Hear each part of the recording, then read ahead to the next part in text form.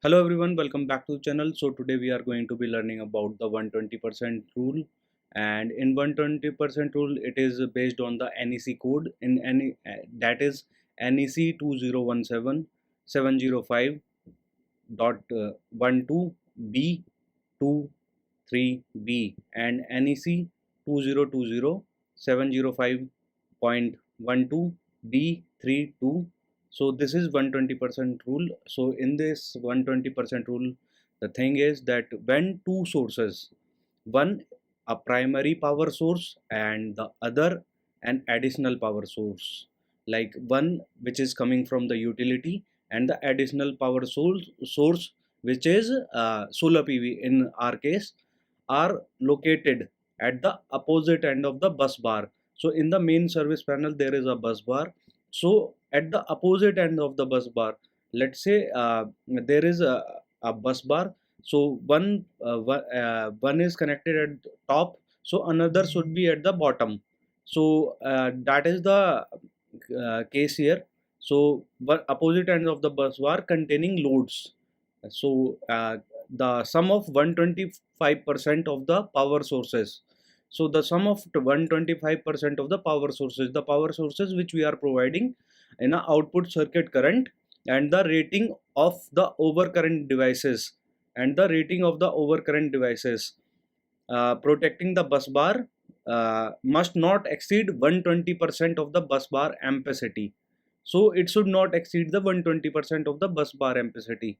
And in this there is one breaker tie interconnection. So in a breaker tie interconnection, it is a standard PV interconnection method where the PV system output is connected via PV breaker inside the MSP or a sub panel at the opposite end of bus bar.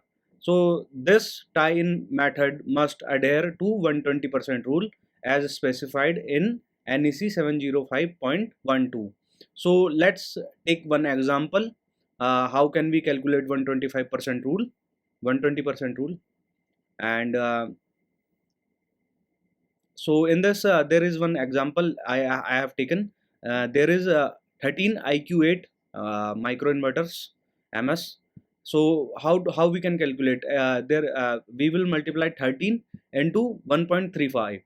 1.35 ampere is a maximum continuous output current in a microinverter, and into 1.25, that is 125% of the power sources, so which is equal to 21.9 ampere output. And now we will calculate 120% rule in the main service panel. Let's say there is 125 ampere main service panel. So what we do is we multiply 125 into 1.2, 1.2, that is 150 ampere. So next what we will do is that is the rating of the panel 125, and 125 ampere is the breaker. So what we do next is now we have calculated 125 into 1.2, that is 150 ampere. Now we will multiply minus breaker 125 ampere of breaker. So the allowable backfeed is 25 ampere in this case. So since the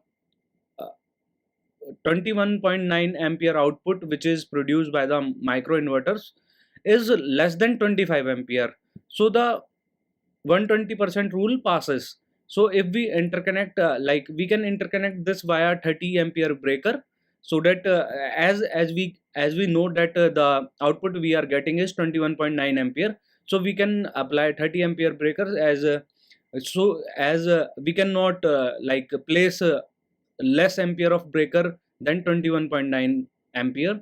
So we have to place more than that. So we in this case we will use 30 ampere of breaker. So the 120% rule passes in this case.